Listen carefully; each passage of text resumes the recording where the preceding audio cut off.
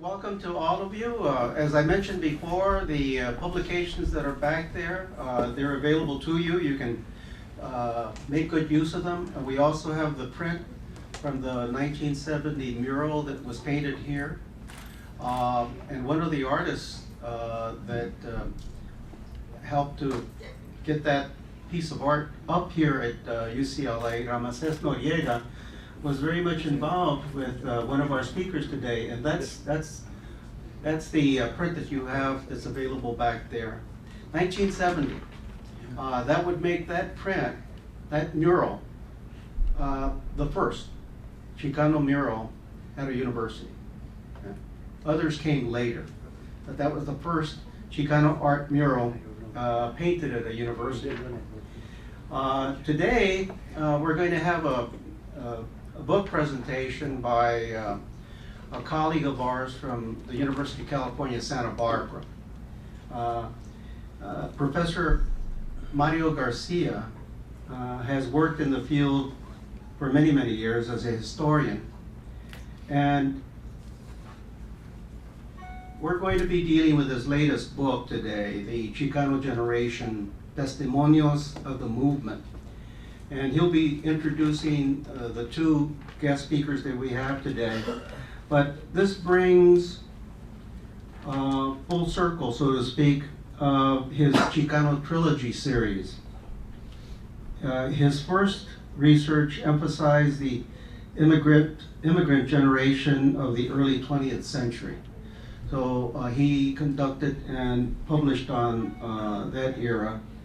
Then he moved on to the second part of the trilogy, which is the Mexican generation.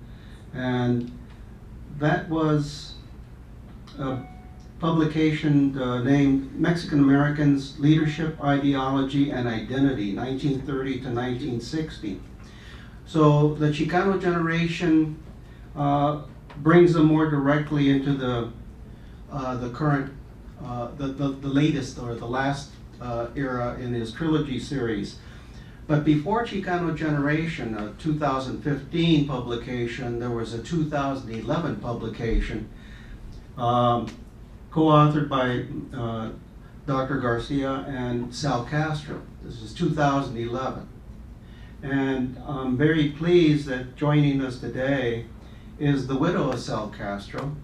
Charlotte is here. And I'm also very proud of the fact that UCLA, the Chicano Studies Research Center, received Sal Castro's papers. Not only his papers, but his music collection. Not only his papers and music collection, but his book collection. And we're filling the wrappers with Sal Castro's materials, and we're slowly going through them.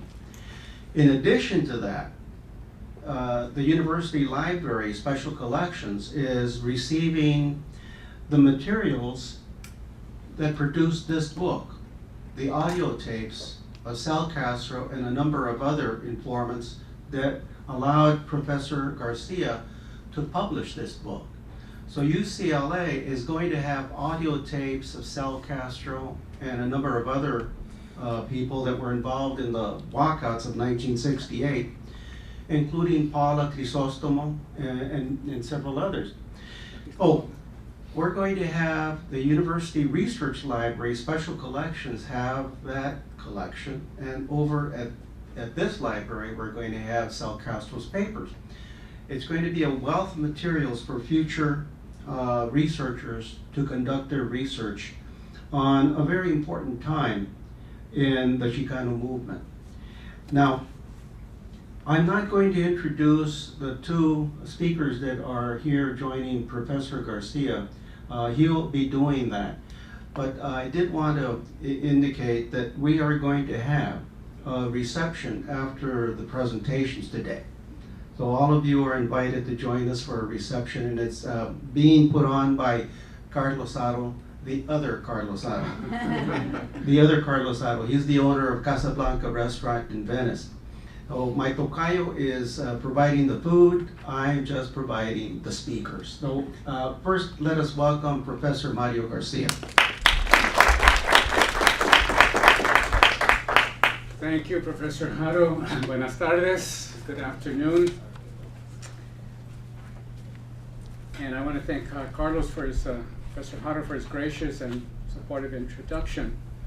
And I want to thank the Chicano Studies Research Center for the opportunity to have this book presentation and book signing, in particular Professor Noriega, John Noriega, the director, and Rebecca Epstein for their support in organizing this event. I've spoken in this center several times, and I'm pleased to be back again. Before I start, I want to just do a plug for a conference that I'm having in 2 weeks. It's called the South Castro Memorial Conference on the Emerging Historiography of the Chicano Movement at UC Santa Barbara, February 26, 27. And I have some copies of the program. But if you're interested in that, you might be in touch with me after the presentation. We'll have about 25 scholars, many of them young graduate students who are doing exciting work on the Chicano movement. A colleague of mine a little while ago, some time ago, said to her indirectly, she said, I thought we knew everything about the Chicano movement. Are you kidding me? There's a lot, and it's so gratifying to see so many, especially young scholars, rediscovering the Chicano movement. And in part, of course, that's what we're here to discuss today. And I'm honored to be here to present my new book, The Chicano Generation, Testimonios of the Movement. It's an oral history of three major activists in the Chicano movement in Los Angeles during the late 1960s and early 1970s. They are Raul Ruiz, to my left, Rosalio Muñoz to my right, and Gloria Arellanes, who could not be here because of her ill health. But it's my privilege and honor to have Raul and Rosalio here with me to discuss their stories. As I mentioned, Gloria is courageously battling health problems and cannot be with us. But she's here in spirit, and we wish her the very best with our thoughts and our prayers. Please join me in giving Raul, Rosalio, and Gloria a standing ovation for their historical contributions.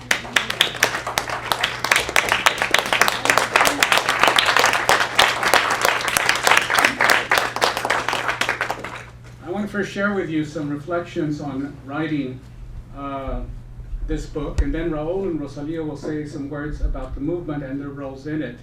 We'll then open it up for discussion and then the book signing. As I mentioned in the introduction, this book has a long history, but I'm very relieved and pleased that it's now been published by the University of California Press. I started this project back in the early 1990s by first interviewing Raul and then eventually Rosalio and Gloria. My previous work had dealt with earlier historical generations, as Professor Haro had mentioned, and as I began to design a generational historical approach to my study of Chicano history. I had first written about what I call the immigrant generation in Chicano history that encompassed the first mass wave of Mexican immigrants into the US in the early 20th century through my book on the Mexican immigrant community of El Paso. But I was also curious about the history of the children of these immigrants and political refugees out of the Mexican Revolution of 1910. To understand this second generation experience, I did several books with an emphasis on leadership and community struggles, or what I call the Mexican-American generation between the 1930s and the early 1960s, prior to the Chicano movement. This included my collective biography entitled Mexican Americans, Leadership, Ideology, and Identity, 1930-1960, as well as biographies and testimonios of Raymond Tellez, Luis Leal, Francis Esquivel Jiwanejek, and of course Bert Corona. This generation, spanning the Great Depression, World War II, and the Cold War, organized the first major civil rights movement among Mexican Americans in the United States and established a legacy of civil rights and social justice struggles. But I wanted to push the envelope further and move to the study of the Chicano generation of the Chicano movement. This was my historical generation, and I'm the product as well of the movement.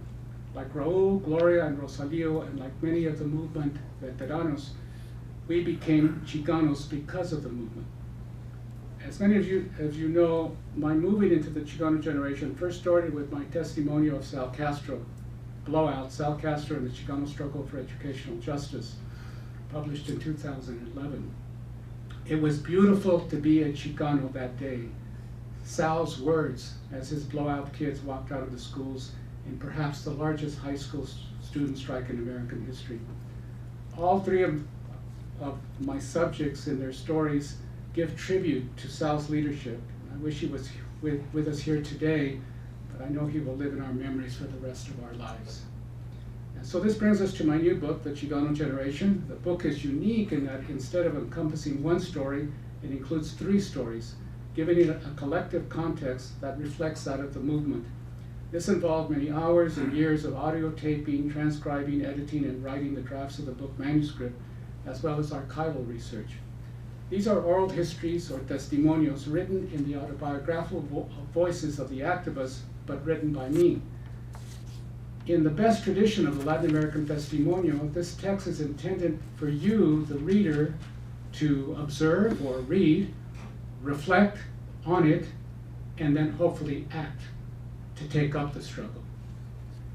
And I'm very fortunate to have selected these 3 activists as a protagonist for the book. How did I select them? Raul Ruiz was a natural. He is what I call the Renaissance man of the movement in LA. Raul was involved in so many phases and manifestations of the movement. He was one of the college students who helped Sal in organizing the blowouts.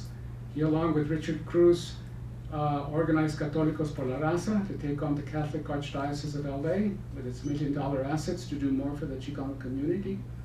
Through his leadership in La Raza magazine, he helped to publicize the Chicano anti-war movement and the historic but fateful moratorium of August 29, 1970. It was Raul, after the police riot against the demonstrators, who found himself across from the Silver Dollar Cafe and took those historic photos of the deputy sheriff's assault on the bar that led to the tragic death of Rubén Salazar. Raul further spearheaded the organizing of La Raza Unida Party in East Los Angeles. He was involved in so many other movement activities that I could not possibly include them all. And I just want to show you some of the images of Raul in the book. You'll look up on the screen.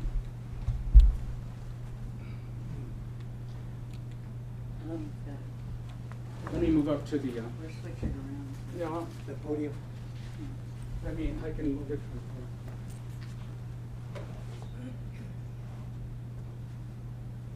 This is during the walkouts. Church of the Epiphany? This is with Católicos por la Raza. This is Raul with the photos that he took outside the Silver Dollar Cafe. This is at the inquest regarding the death of Rubén Salazar, where Raul testified. Raul at the National Convention of the Raza Unida Party in El Paso over Labor Day in 1972. He was given the distinction of chairing the convention, which is something that he later regretted having to do. It's a very difficult situation to be sandwiched between Jorge Gonzalez and Jose Angel Gutierrez. And Raul, in the early 70s, Raul as a professor of Chicano Studies at Cal State Northridge, and then we'll come to Gloria. So I'll just stay up here and continue. Gloria Arellanes, I had not met Gloria until I started to interview her. What a great person and what a powerful story that she narrated to me in my many visits to her home in El Monte. As the only female minister, and I'll show you here, as the only female minister of the Brown Berets in East LA, Gloria has a unique story. She was part of the first contingent of women to join the Berets, and because of her natural leadership and personal strength, she rose to a leadership position, as well as providing leadership to the women in the group. Despite encountering sexism, gender discrimination, and even potential sexual assault, Gloria, along with the other women, became the backbone of the Berets. It was Gloria, for example, that in effect, with the other women, wrote, edited, and published La Causa, the Beret newspaper. But the greatest contribution that Gloria, along with the other women, made to the Berets and to the movement was her organization and administration of the Beret Free Clinic, El Barrio Free Clinic. In my opinion, this was the most significant contribution that the Berets made to the community and to the movement. And it was Gloria's leadership as a director of the clinic that made this possible. But Gloria was also involved with Rosalio Muñoz in organizing the Chicano anti-war movement and in providing an outlet for other disaffected Chicanas in the movement by her putting together Las Adelitas de Aztlán. The least known of my three activists, she deserves a prominent place in the history of the movement in Los Angeles. And this is Gloria this was called the Brown Beret wedding. She was in it, not her wedding. This is a picture of Gloria with her Brown Beret cap. And this is at a march after the assassination of Robert Kennedy. The Berets participated in a march in East LA, and you can see Gloria in the second row. And this is a picture of outside of the free clinic that I mentioned. And the picture much later, of course, of Gloria and Rosalio Muñoz. Last but certainly not least, there is Rosalio Muñoz. There was no way that I could do a book of the movement in LA without including Rosalio. Rosalio first made history by being elected as student body president at UCLA, and this is a picture of him at UCLA, the first Chicano to be so elected. As he became Chicano, he had the courage to take on the selective service by refusing to be inducted into the military, using the historic day of the 16 de septiembre, September 16, Mexican Independence Day. Rosalio, outside of the induction center in downtown LA, proclaimed that he would not allow himself to be inducted by a military and government that practiced genocide, as he put it, on young Chicano men by disproportionately drafting them and sending them as cannon fodder to fight a war of choice, an unnecessary and unjust war in Vietnam.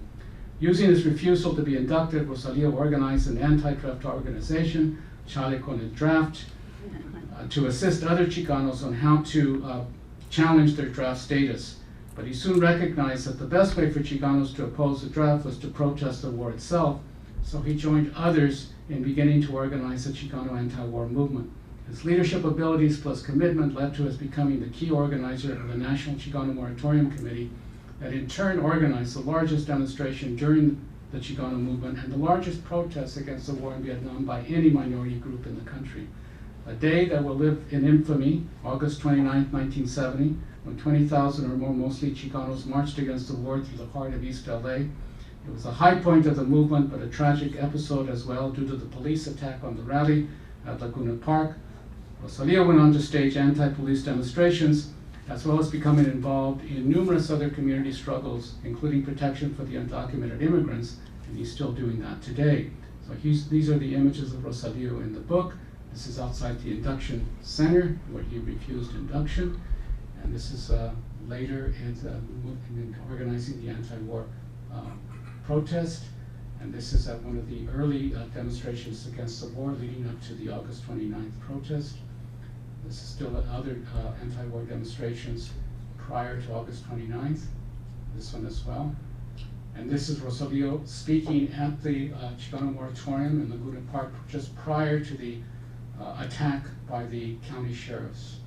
Actually during.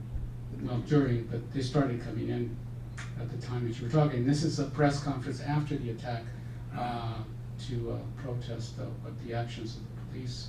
And then later, the Marcha de la Reconquista to pick up the protest not only against the war, but against police abuse and many other issues. And Rosalio is behind the sign that says La Marcha de la Reconquista. And this is a later picture of Raul and Rosalio. What I came away in writing this book is a deep appreciation and respect for the personal integrity and commitment of these three activists. They faced many ups and downs, victories and defeats, both political and personal, but they continued to struggle in one form or another. They were not ideologues, but practical activists who wanted to improve and empower the community. They epitomized the best of the Chicano generation. Some, over the years, in an unfair and ahistorical way, have disparaged the movement, that it was too sectarian, too nationalistic, too sexist, too homophobic. I don't deny that the movement had its faults. All social movements do, because they are composed of human beings. In fact, one of the reasons why I wanted to do a study of the movement through personal testimonials was precisely to put a human face to a social movement. Movements that are often discussed in the abstract, but with no attention to the personal involvement of people, real people. Despite its shortcomings, the Chicano movement was a major historical struggle in Chicano history, where Chicanos, men and women, made history and helped empower not only the Chicano generation, the greatest generation, but subsequent ones. It made Chicanos, and by extension other Latinos, into national political actors for the first time. This is the roots of today's Latino political power. It opened up new opportunities never before available to Chicano Latinos in higher education, in the professions, in political representation, and in cultural and media outlets. All of us of Chicano Latino background owe a debt to the Chicano movement. And part of that debt is to record, write, and acknowledge the contributions of the Chicano generation and such key historical figures such as Raul Ruiz, Gloria Llanes, and Rosalio Muñoz. I want to thank them for their support and their patience in this journey. Muchísimas gracias. I want to now have Raul and then Rosalio either come back to the table or come here to share some of their stories that are in the book and about their role in the movement. So Raul, we'll start with you. Does this work? Yes. You'll need it. Okay. Bueno, le quiero dar las gracias a Mario. As far as I'm concerned, it's the definitive story of the Chicano generation, of the Chicano period. And I'm honored that he felt that I could contribute something to understanding that particular timeline, that time period. And I'm also honored by the fact that I'm included with Rosalio and Gloria and so many others that gave up their lives. There's Chris Zavada is here, I think. Chris? No. That's not Chris? But I know you also had Paula Quesostamo. I don't know if she's here, but she was also a student that came to UCLA. Paula was a high school kid when I was working in the walkouts, and I met her there, and met a lot of the high school students that participated in that walkout. A little bit of, just at the timeline, if you read anything in the book, I started my public life basically when the movement started here in Los Angeles with the walkouts. I think the walkouts were the seminal event of the movement in Los Angeles. Remember, the movement was also in Texas with Rosalio Gutierrez, in Colorado with Corky Gonzalez, in New Mexico with Lopez Tijerina, and in so many other places with so many people giving up their time and place and energies for so many issues that were around. Some of the important issues, of course, were the war in Vietnam, a criminal war of aggression, of which we had absolutely no right and authority, but in which we involved ourselves in, and which our country was responsible for killing over 1 million people. And we had a right to protest, and I'm sure that when Rosalio will mention all that. Protest, one, was why should we be a part of a criminal activity? And yet there were so many consequences, so many that happened to people who protested. It starts out with the walkouts in '68, and it also starts out with the fact that I was also a Chicano journalist. I absolutely had no background in journalism, but I decided I wanted to do a newspaper. I don't know why, but there was also a time when, remember, the underground press in the United States really developed, you know. And here in Los Angeles, we had a really good underground press, but nothing really that was available for Chicanos. The Free Press, for example, was which I thought was a really good newspaper. A lot of newspapers that were there to record in the period of time. And so I got together with some people at Cal State LA. I was a student at Cal State LA. We decided we were going to create a newspaper, and that was the beginnings of what we call the Inside East Side newspaper. Paula was part of that, high school kids that participated in that newspaper.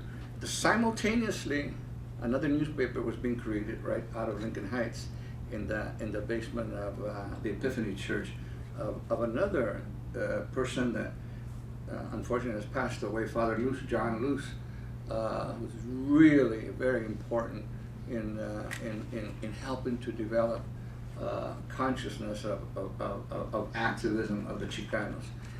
The Church of the Epiphany became a center of activism, and certainly was the genesis for the development of what I call the definitive newspaper of the movement, La Raza. It developed out of there. I was coming from another area with the Inside East Side, in the early part, right before the walkouts, we were actually in 1967, got together with Risco and Ruth Gibson and Ralph, I forget his name, but some of the people that started out the La Raza, trying to get from them, well, how do you do a newspaper, and why you do this and you do that, 15 minutes, oh, okay.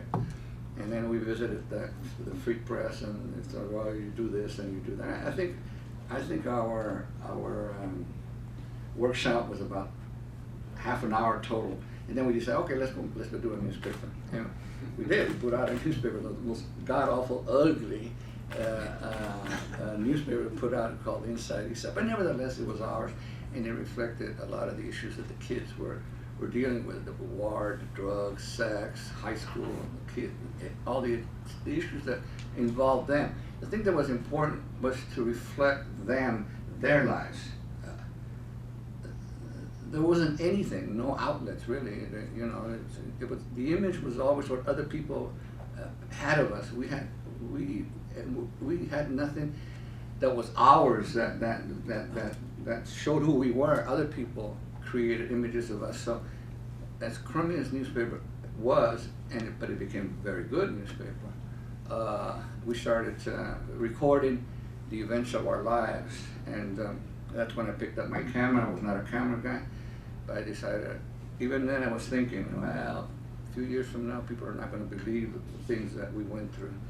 So we recorded the development of the walkouts there, working with the kids, and then the Brown Berets, and then community groups like the Education Relations Coordinating Committee, and then the college students who were also getting together and creating, in the era of Mecha, before Mecha, the real radical college student organizations were not Mecha.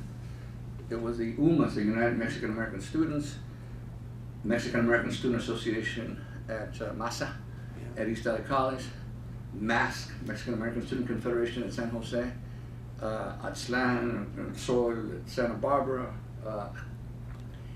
These groups were really the ones that were the most radical of all the student groups. Once they were successful in opening up the universities and getting grants and centers and what have you, then in '68, I believe it was, at Santa Barbara, it created with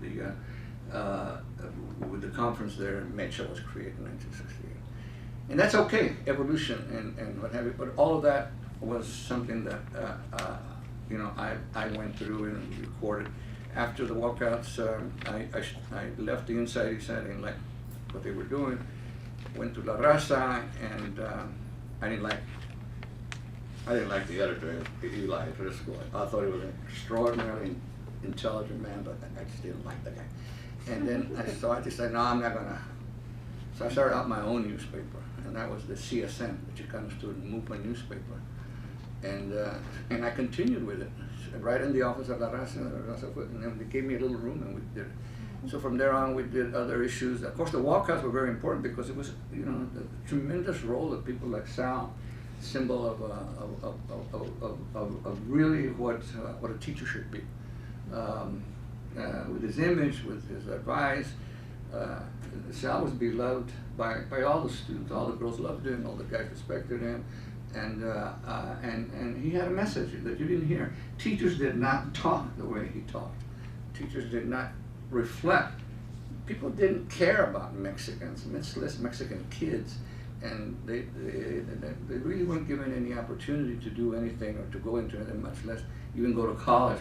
Our biggest issue was, even if you don't drop out, you're never going to get to college because the high schools didn't provide any of the credit courses to get into college. So, but we started out with that, and then with the walkouts, all the issues that are involved with that, and then Sal was separated from his job, and then so the protest at the Board of Education, for 2 weeks we sat in at the Board of Ed, took it over and sat in, and didn't let anybody else come into the building except us. And then at the end they said, hey, you guys got to get out or you're going to be arrested.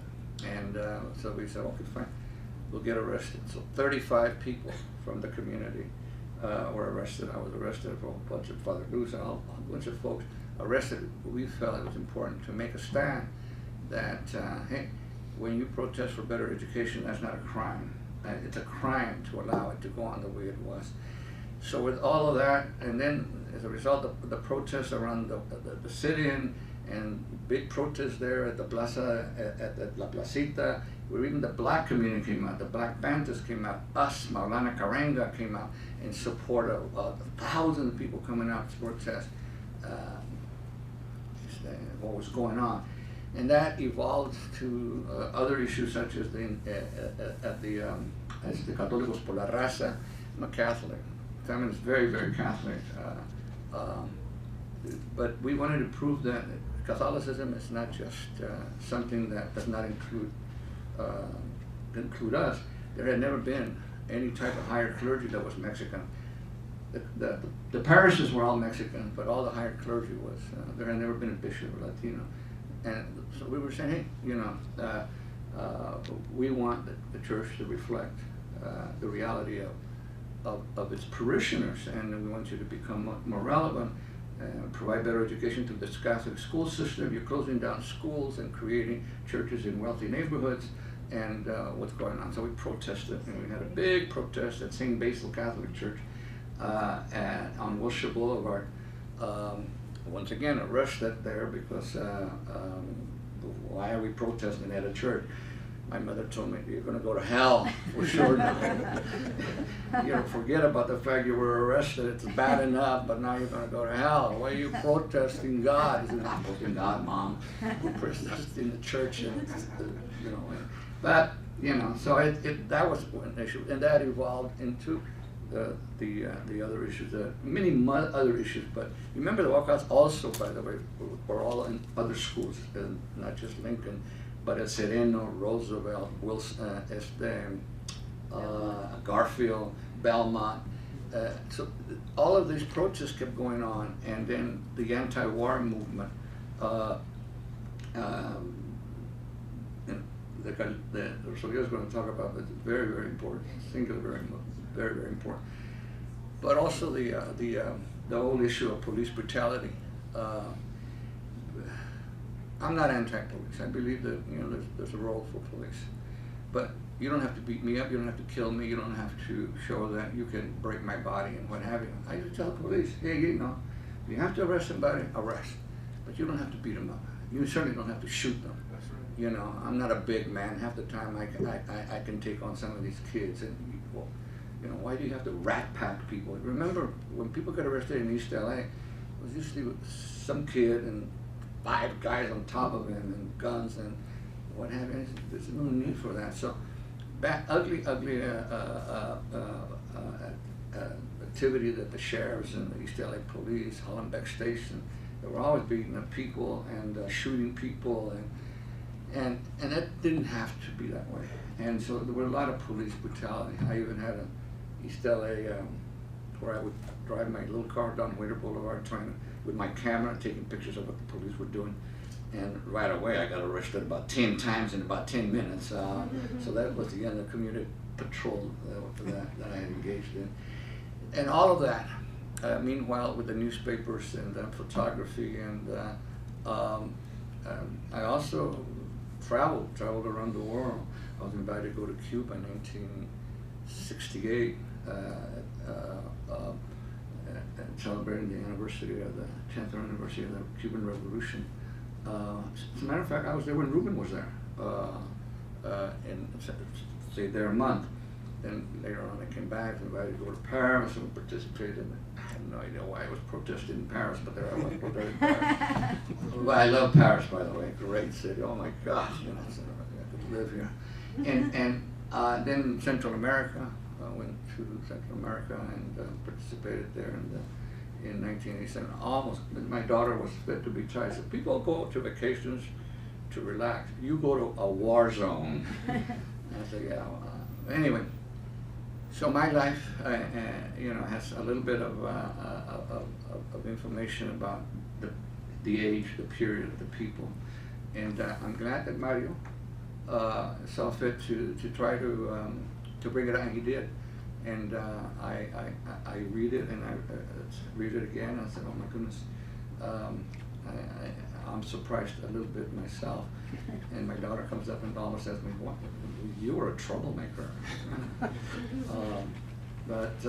I think that what we did were people who were involved just trying to make life better for people. It wasn't that we made any money out of it. I think that it was just simply trying to make meaning of our lives, that our grandparents, our parents, all had importance in life, and that people should not ignore it. Because remember, people didn't know. People had a sort of a sensitivity of the black population, but blacks would tell me, "Oh, well, they stereotype us and this and that." I would tell them, "I'll take the stereotype. They don't include us in anything. There's nothing, not in the newspapers, in the magazine, nothing. We're an invisible community, but now they're going to listen to us and are going to notice about us." A little bit of my life, and I hope that you get this book and make Mario rich or whatever, and learn a little bit about us. And if you have any questions, we'll still be here. Thank you very much. Now we'll turn to Rosalio Muñoz.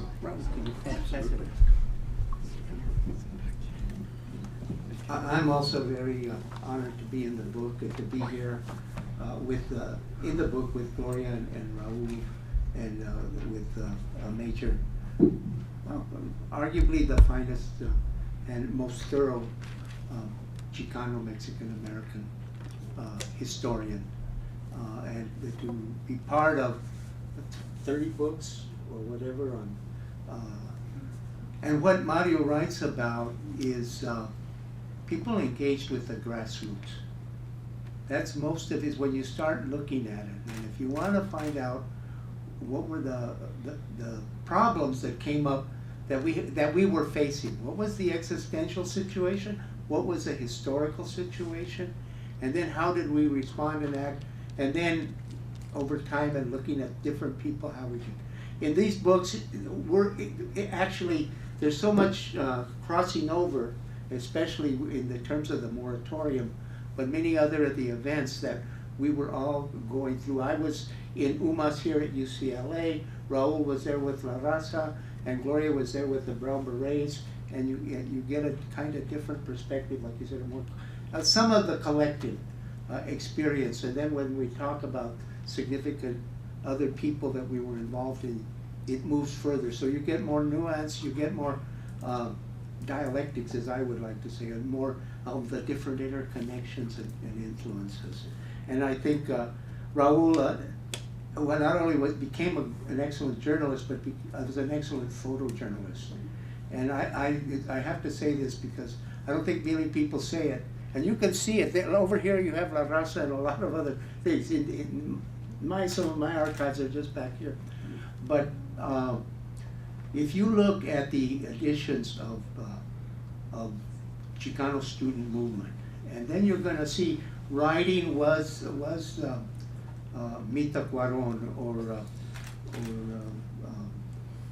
I'm forgetting all of them, but the main organizers that were there at Lincoln High School, at Garfield High School, at Roosevelt.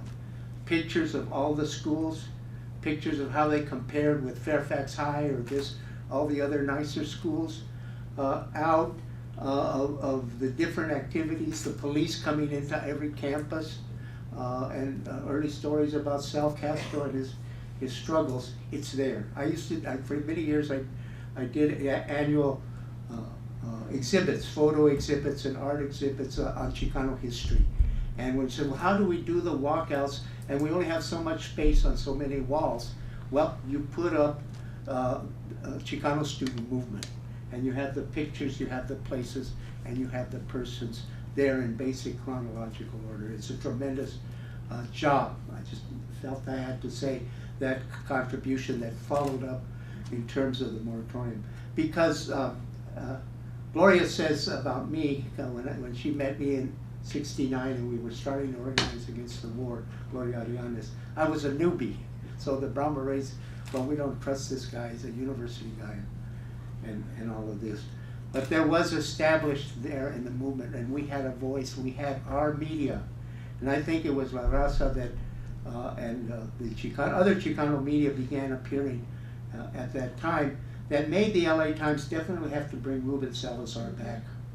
And if you look at the first edition, once he got back in January of '69, it looks like the first yearbook, annual yearbook of La Raza newspaper. The different organizations, the prison organization, Welfare Rights with Alicia Escalante. You can go back to the meetings of Sal Castro and EICC. Just a whole lot of other things. And we could see each other. And we could see the San Jose, and they were ahead of us on this, but we made sure to come out, or El Paso was doing that. And we had our own news media, our way to project to the masses. So it made it a lot easier for the projects that I got involved with the Chicano moratorium. Now I wanted to bring up a little bit about my own background that's different, because in a way, my life and my brothers and sisters reflects some of the Mexican American generation's experience. And what's generally called actually the Mexican American movement, which was a movement in Southern California emphasizing go to college, maximizing your career, actualize yourself in U.S. society, maintaining your pride in being a Mexican, and mostly focused on college. And the editor of that newspaper, who's most noted, was an uncle of mine, Felix Gutierrez, graduated from here. And in Arizona, my father, as the oldest in his family, all of his family went to and graduated from college. My grandfather was a Methodist minister, a Mexican Methodist minister. And part of their work was teach people to read. Don't trust the priest.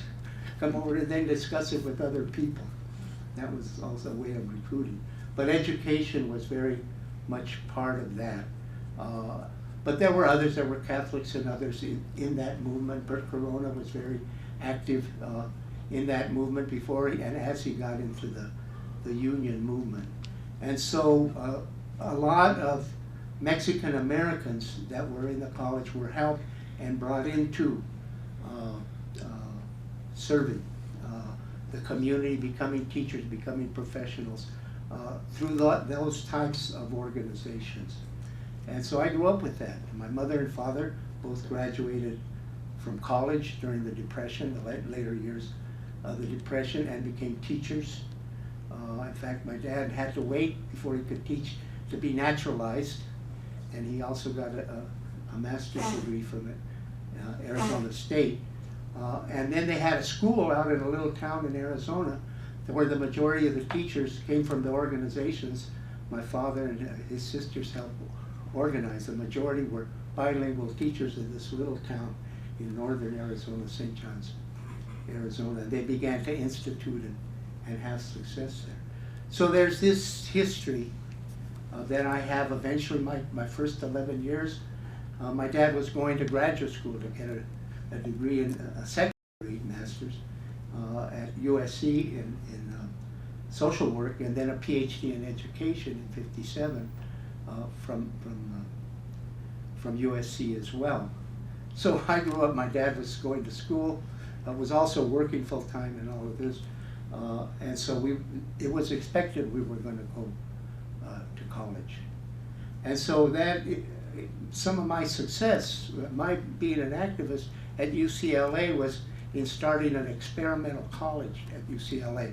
It was started at San Francisco State. It was kind of an outgrowth of the free speech movement at Berkeley that was going on through the campuses, and later grew into the anti-war and other things. And I became a leader in that, kind of thinking, oh, I'm an intellectual and we're going to have all these courses and other things.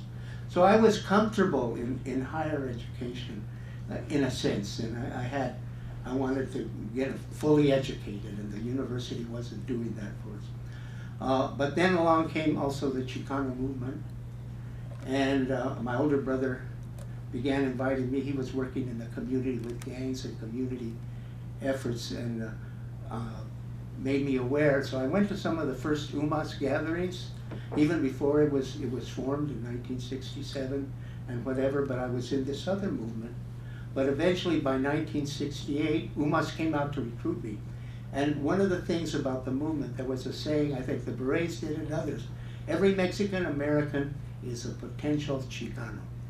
And there was an openness and reaching out.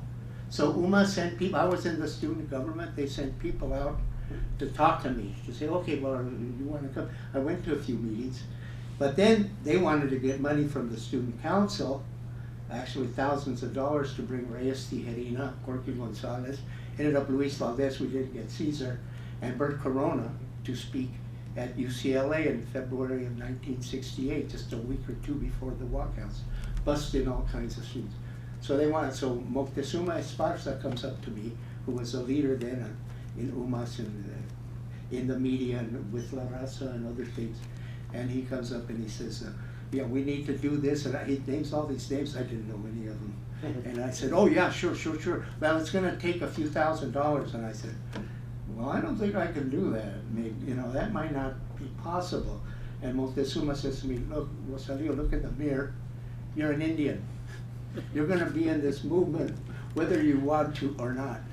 And I didn't feel pressured. I said, you know what, that's true.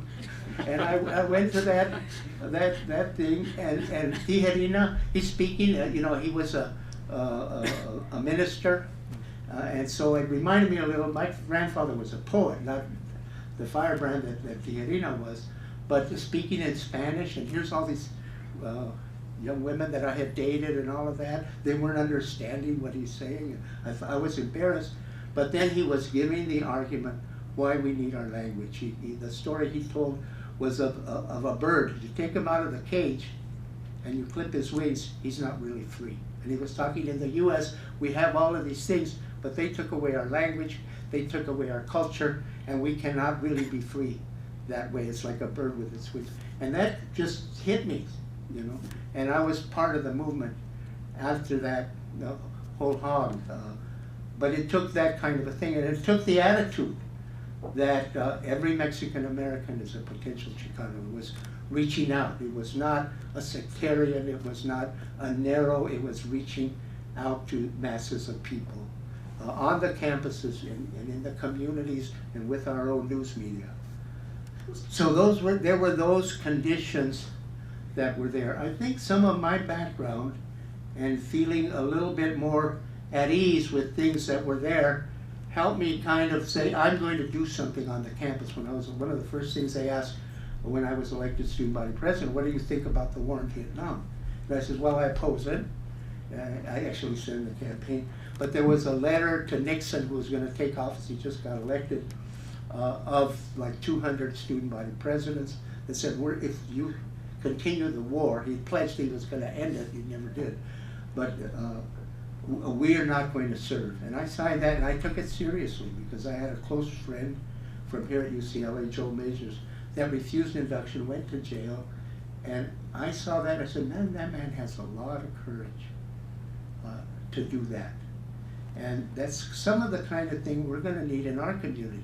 And the first UMAS meeting I went to of a conference, I think it was either SC or Loyola, and they gave the statistics of Chicanos who died at basically twice the rate of the general population. And that just was like a thunderbolt hitting in my head, because it conveyed my concern about being involved in an overall movement for greater democracy, education, or whatever in the US, and then my growing concerns about what is it in my heritage and what is happening in the community I came out of, and what is my role in that, and that began to link that.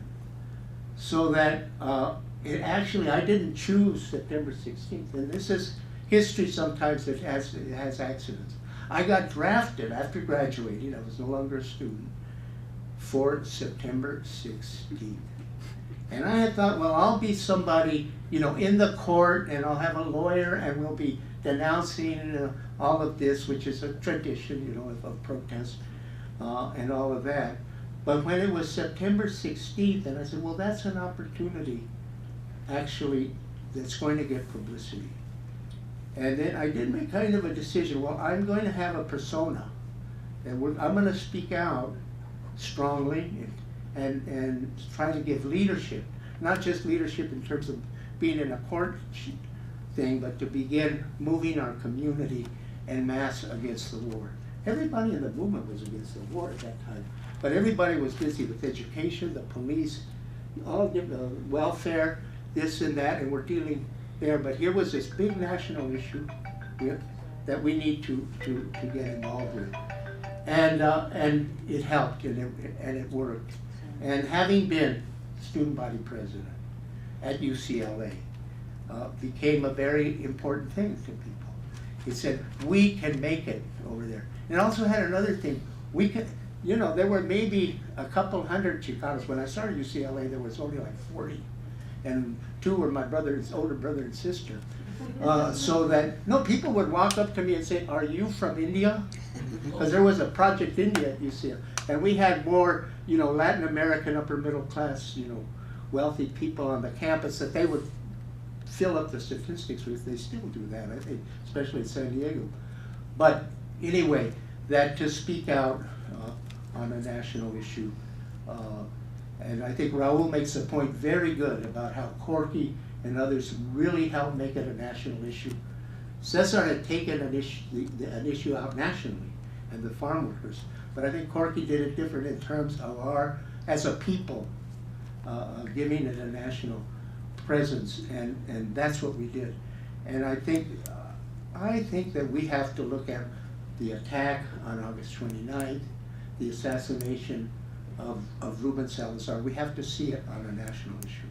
I didn't see it that. We were all blaming it was pitches. It was Yordi. It was, you know, it was the LAPD, and it was the sheriff's department, and it was the DA, Evel Younger, and they were all part of it.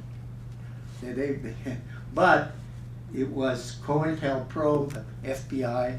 It was the Nixon people leaving up the plumbers and attacking the mass movements. They got in New York, they got the Teamsters to go after peace demonstrators, no, I guess it was the building trades. But anyway, the attack on our community was a national attack. Their policies have always been national against us. And they followed through on what was done nationally against African Americans, and especially nationally against indigenous people. And was part also of the Manifest Destiny and the whole U.S. imperialism. And those were things that came to me gradually as I became more, and we became more involved. We only had like 3 people in Congress, Roy Ball here in L.A. and in San Antonio we had Henry P. Gonzalez, who was kind of pro-war, or was at that time. And then we had Dennis Chavez, I guess, who was in New Mexico, which is a whole different political thing, but was also very pro-war. But Roy Ball was very anti-war. The first one was George Brown, who represented the East Side. He and Roy Ball, they both came out and they talked about the statistics. So we had that. There was pre-things in Raul. There were articles in Inside East Side. I think there was one by Jimmy Franco against the draft when I started studying what are our things. We had a tradition, but how to mobilize it. And a very good friend of I was green as grass, you know. Maybe smoked a little too much too, but I was green as grass in terms of a model. But I went out with this dedication and with some awareness from the campus about the war and helping. And I went to a very good friend of mine, Ramses Noriega, and you'll read in the accounts more. He was really the strategist. He was kind of my mentor in being able to deal with that. And you know, this was when Gloria said I was a newbie. But you know, leadership in a way is not born, it's made. And in the people's struggle, the people bring the leadership to you. To me, it was like with all my pochismos and all my horrible Spanish, but people would come up, oh, you know, it was nice how you said that, you know. The way we say it now, where I'm from, is así, or así. And so little by little, my Spanish improved. Little by little, stories that they told and that you learned, you could begin to apply. And then you were giving back the people's, kind of like a historian, because I love history. They tell you their story and then you give it back to them.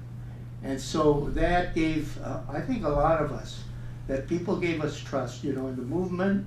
One of the requirements to win the respect is you had to put your ass on the line. You had to get busted or be ready to get busted. And I went out and I said, hey, I'm willing to go to jail. So many people were being taken to jail. I don't know. I think Moctezuma was getting sick. He got after 2 or 3 conspiracy trials. And I said, well, we have to say, hey, take us to prison. We're going to take a stand. And so that was a little bit of what I was trying to say in refusing induction and saying, you know, well, we're going to oppose this war.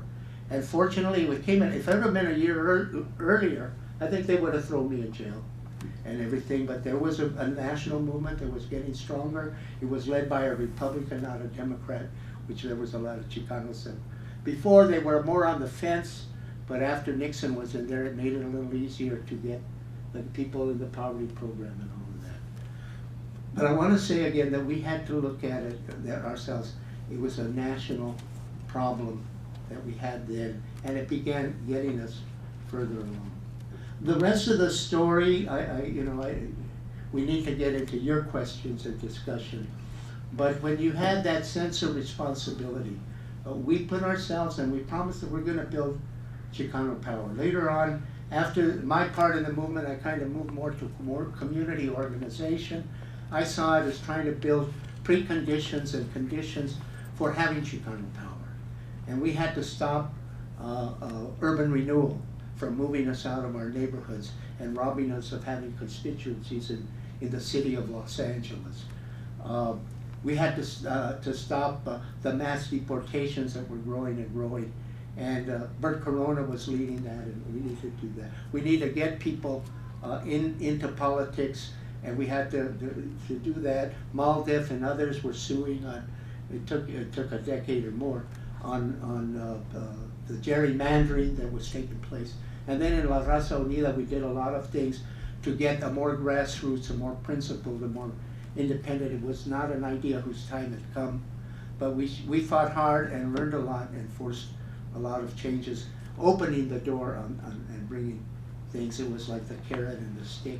We got the stick, other people got the carrots. But anyway, that's the rest of the story in terms of much of what I did. There's a whole other part in the book that talks a little bit about my being an American communist, a member of the Communist Party, USC. I'm a little behind in my dues right now, but I'll catch up. And that's an orientation I have. But that wasn't part of my involvement in the Chicano movement, but that was part of the logic of where my involvement came to and still is, and I continue in that.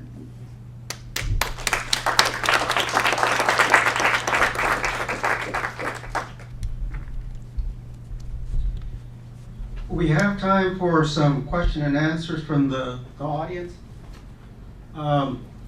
I failed to note that Raul is a professor at Cal State University Northridge, and he's been a professor there for how many years? Too many years.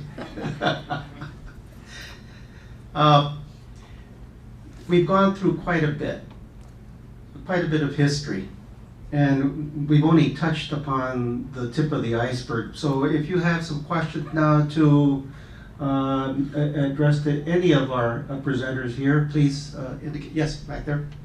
Rosalio, what motivated you or prompted you to run for student body president here at UCLA? It was really by accident, in a sense. Ramses Noriega, whom I befriended, we had a big controversy with the fraternities here that had a Viva Zapata party with a big Mexican tricolor, verde, blanco, y colorado, and instead of the eagle, they had a big bird in the middle of it. And then we had big protests, it became a whole thing. And there was a big controversy in the school elections. Eventually, the Greek power candidate that won got pulled out for illegal stuff. And there was an opportunity to run, and I was talked into going. I had resigned from the student council from my past office I'd been elected to because of just the ugly, some of my best friends are in UMass, but, kind of thing, and I just wrote a resignation thing there. But Ramses wanted to get some money to organize farm workers. He'd been in the boycott and just come back from Pittsburgh and wanted to do things. Okay, well, let's go get some money, and this guy resigns. And I'm watching the dynamics. I knew all these people that were in the council, and I told Ramses, if I ran, because I could see the backlash to the backlash, if I run, I think I could be elected. I was just making an observation. I'm thinking of running. So we went back and had some wine and did some other things and talked about what was happening. And Ramses said, if you ran and got elected, it would help the movement quite a bit. And it did turn out that way, both in terms of giving that more force to run for that. So I did it. I did not enjoy being student body president. I stayed a couple extra quarters. It was still stacked with the fraternity people, but we got a lot of things done. I was just helping the other ones do it, and my mind was still, what am I getting out into the community and finding out what my worth was in terms of working in the community. So that was why I did it, for the movement, and I'm happy I did it. And it did things. I think it also happened to inspire other people. If I go to UCLA, I can get a good education and I can come back into the community, because that's kind of what I was modeling back then. Now, what Rosalio mentioned was the Viva Zapata Night party that was hosted by a fraternity, and that was in early May 1968. And there were two banners at the front of the fraternity. One was a list of those that were not invited to come, and it listed no Jews, no greasers, and that sort of thing. And on the other banner was the colors of the Mexican flag, but instead of the eagle, there was a finger in the middle of it. That stimulated the student movement here at UCLA, and UMass had a meeting with the chancellor, then Franklin Murphy.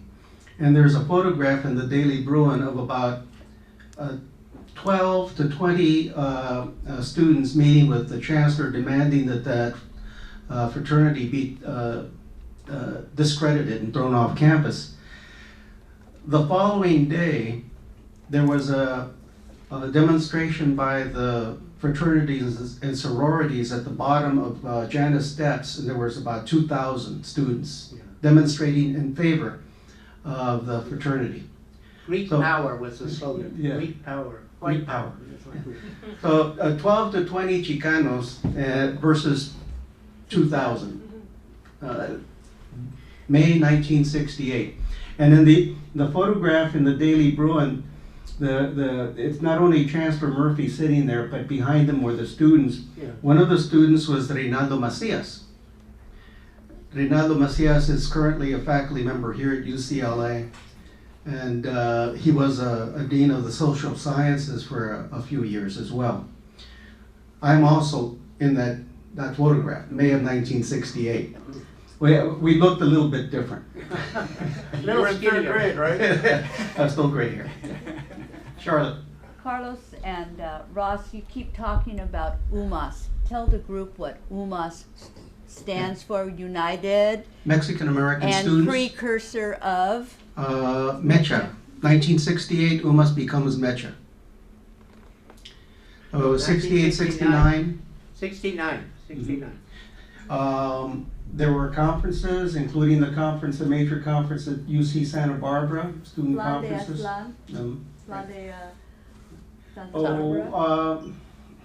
The four of us that are up here were very much involved in the movement of the 60s, but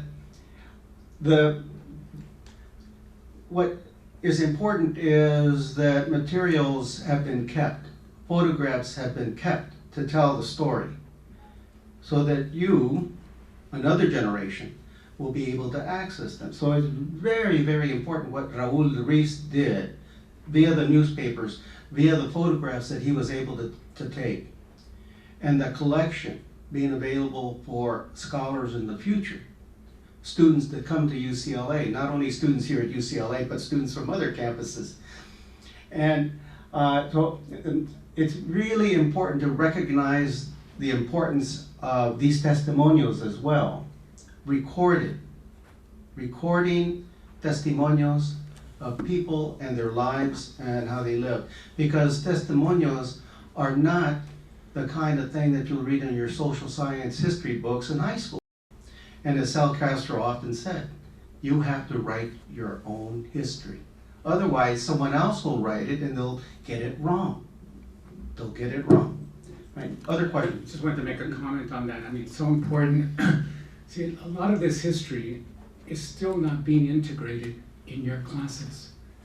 Maybe in Chicano Studies, but it's not in American history, it's not in American studies, it's not in political science, it's not in sociology. And as Sal would say, what the hell's going on? Since I've been a graduate student and a professor some 40 some odd years now, we have produced a tremendous amount of knowledge. We now know more of what it means to be a Chicano Latino than we knew 40 years ago. But it hasn't really been thoroughly integrated, as I say, in so much of the curriculum. And that's where I think you as students need to play a role. If you're a political science major, if you're a sociology major, certainly if you're a history major, you've got to demand, you've got to ask your professors, your chairs of department, why isn't this history being integrated? And don't let them say, well, but it's being taught over in Chicano Studies. Maybe it is, but it needs to be taught here because as Sal Castro would say, this is American history. This is American history, and our students and other students need to know that Chicanos and Latinos have made American history. Otherwise, they don't know, and they'll buy into the stereotypes that Trump and other people say, suggesting that these are the last of the immigrants, and they're undocumented immigrants, and they're just here as murderers, and they have no sense. They don't know generalization. To say, what are you talking about? We've been here for years. Look at all that we've contributed to this country, economically, our work, and through participating in America's wars. I mean, this is who we are. The idea that somehow Chicano Latinos don't want to be America, are you kidding me? 500,000 in World War II alone? Anyway, I want to pass on to you that yes, this is all very important and we need to have it, but we need to have it integrated, and it needs to be, it has to also be integrated at lower levels, in the high schools, in the middle schools. I get students to take my courses at Chicano history, they don't know very much at all. They don't even know in some cases who Cesar Chavez was. When Cesar died in '93, in one of our other classes, one of the professors said to the students, this is a tragic, Cesar Chavez died. And one of the students said, well, that's awful, he was such a great boxer. I mean, this history has to seep down. And I see Professor Nuriaga wants to make a comment. Yeah, I guess I'll preface it by just noting that we have some amazing food cooling down, so we may want to move towards that.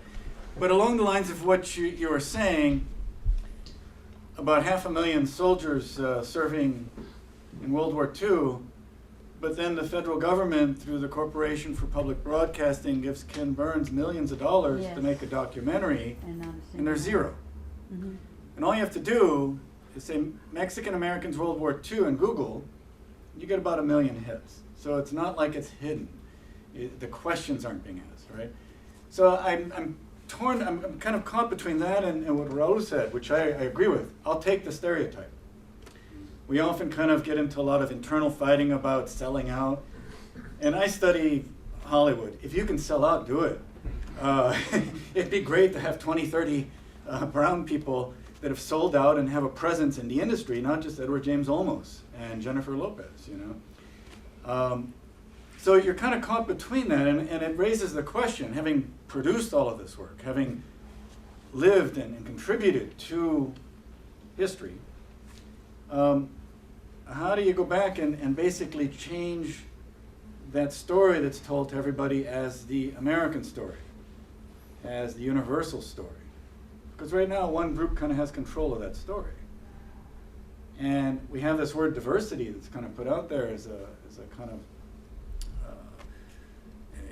kind of a salve for that, but it doesn't do the job. So I mean, I guess it's a question, and maybe to bring back to Rosalio and Raul as kind of some closing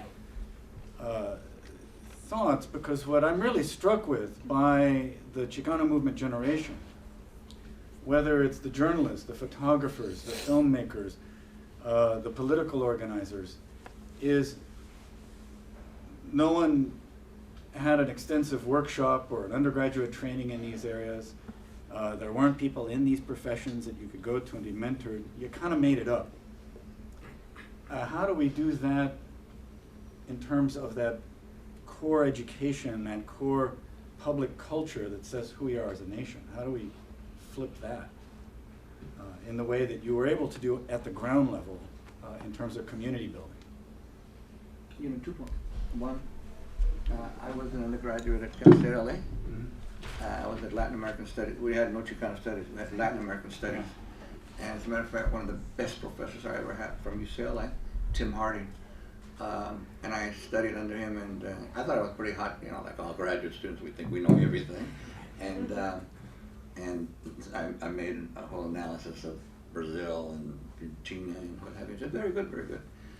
He said, now how do you translate that to the experience of Mexicans living in the United States? This was 1966, something like this. And nobody had ever asked me that. And I really liked history, and I still do.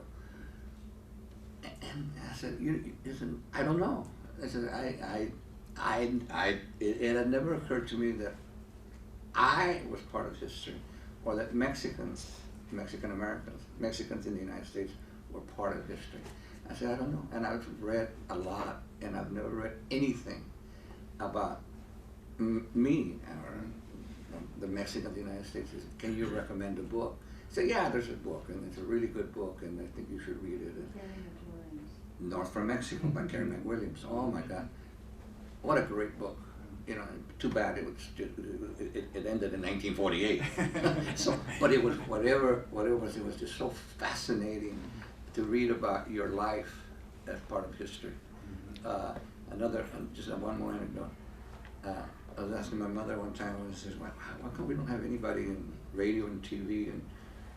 And she said, well, we don't have, I don't have any of you remember, but there was this great actor in Hollywood, Anthony Quinn. Mm-hmm. Anthony Quinn, I said, why don't we have somebody like Anthony Quinn? He's so great. I said, well, you do.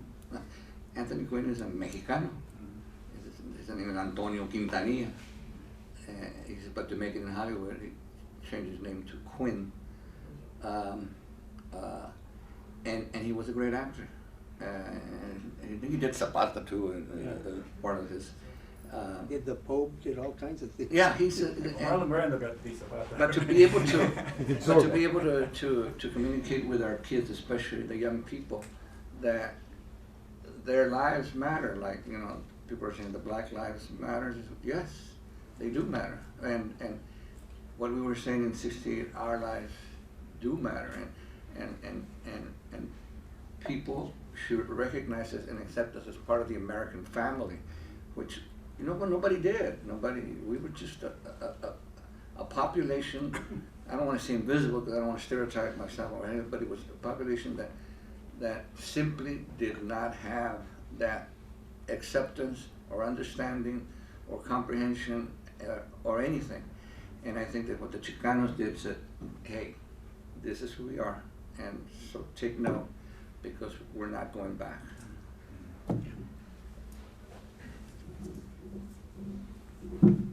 Yeah, we need to know our stories.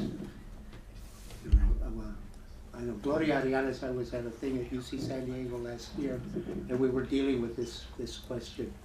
And she talked about the Tongva, when they had to kind of just disappear. A lot of it was saying they were Mexican, and some were intermarried. But you had civil rights as a Mexican. You weren't up against the genocide they were up against. And so when they said, what are we going to do with our traditions? Are we going to put it in a tree? Are we going to put it in a cave? What are we going to do with our history? And then the chief said, you have to have it here, and you have to have it here, and you have to have it here. And we have to know our story. We have to know our history. What turned me into more of a radical we were in UMass, and I had to do my senior paper, like somebody over here is gonna do it on the walkouts. I had to do my senior paper, and so Juan Gomez Quinones and Ron Lopez tell me, well, why don't you, they were doing all these strikes of Chicanos in the Depression. Why don't you do it on this lettuce strike in Brawley and Calexico that was in 1933? And they had me go to the La Follette papers, which were kind of like, they had the anti-communist committees back then too, but this was a pro-labor or anti-union busting hearing that they did during the Depression. It was probably the only time they did. But there are stories all across, about the conspiracies to break up the CIO, actually, of the big organizing, the 40-hour week, and all of these things. And so then they had sections on this strike. And how one part of it, there was the ACLU, they blew up a bomb in Brawley at the Juarez thing. So I'm studying how that happened. And so the ACLU guy, Abraham Lincoln Weirin, a great civil rights lawyer, he goes down there, and at the Salton Sea, he gets there, and he's weighed down by these guys, and they say they're reporters for the LA Times. And he gets out of the car to talk to them, and then they beat the shit out of him and leave him without his pants. And these were off-duty LAPD, way outside of LA County, and with ID of the LA Times. And the big corporate anti-labor racist thing hit me, on that. And then that made me more of a radical. So we also need to know where our history fits in the struggle for progress, the struggle for democracy, the struggle for rights in this country, and where we fit in. I just want, on the Vietnam War, when we finally turned against the war, blacks were against the war, Muhammad Ali, Martin Luther King, and we had people, but we didn't have the press back then. And the whites they had the student movement and all of this going on. And so the ones that were left, guys were telling us, the ones that are going out, when they say, who's going to go out for search and destroy and all of this stuff, and the Chicanos and the Puerto Ricans. But once we started moving, nobody went. And there was killing of officers before, but the fragging is what they called it, went on greater, and they had they could not really fight a war on the ground anymore in Vietnam. Now they started bombing all over the things, but that spelled the end of that war. So we ended what they called the Vietnam Syndrome. And we were maybe the last, but we were the ones that closed the circle and helped in that war. And that was true of union organizing in the Southwest, in the copper mines, here, Bert Corona and others on the docks and the warehouses and other places of furniture making. We helped make LA become partially a union town, and our generation, our Chicano generation, I was just having a meeting with Maria Elena Durazo that helped bring LA to become a labor town. So the Mexican and Chicano generation brought it to that level of where we are, of that consciousness. So, but we have to know what are some of the I think the generation thing is there, but how does a generation transform or morph into the next one? How do you, and you see some of those dynamics, you see that it does happen, but then that the struggle continues. We change the rules that were against us, and they make new rules. But that's a whole other factor. A question back here, if you would be so kind. One last question. I've been told the food is getting cold. Thank you for your work. I find it really curiously contradictory to be emphasizing so much that the Chicanos and the Chicano movement wanted to become Americans and still discuss the radicalism of the Chicano movement. This is to the author. At what point and how did Gloria Arellanes describe her activism in the Brown Berets as being her expression of wanting to become an American? It's not that they necessarily address that, but in a way, the movement and the Chicano generation was struggling to, as the others have said, to improve the conditions for Chicanos and Latinos in this country, not in another country, but in this country. And as I mentioned, the activists in my book are not ideologues. They were pragmatists. They believed in trying to make improvements, changes, reforms, just like the kids in the walkouts. They were trying to make improvements in the schools. And the war in Vietnam was to end a war that was hurting the communities, taking tax monies away from education, et cetera, et cetera. There's no reason why Chicanos and Latinos should not see themselves as American. Why should the Donald Trumps monopolize the term American? When they say, we want our country back, what are you talking, their country? We're part of that country. You know, we predate the Anglo-Americans coming from a historical perspective. I tell my students, where do these names come from? Los Angeles, Santa Barbara, they didn't come with the Mayflower. You know, that speaks to another history. But we've given blood, sweat, and tears for this country. That doesn't mean that we're red, white, and patriotic to the extent of kind of phony patriotism. But we've paid our dues in this country. We've paid our dues. Our parents, our grandparents have paid their dues. Of course, we're Americans. And there's nothing wrong with that. That doesn't mean that the movement, people were necessarily saying, yeah, we're American. But from a historical point of view, of course they were moving in many ways to try to, in a way, further the meaning of American democracy. And that's how I would respond. Well, with that, we're going to have to close up. Did they finish selling the books back there? No. I guess she's gone. Oh, they are back there. There are books for sale, and you can get them autographed. We have plenty of time now for this to be done in a little informal fashion.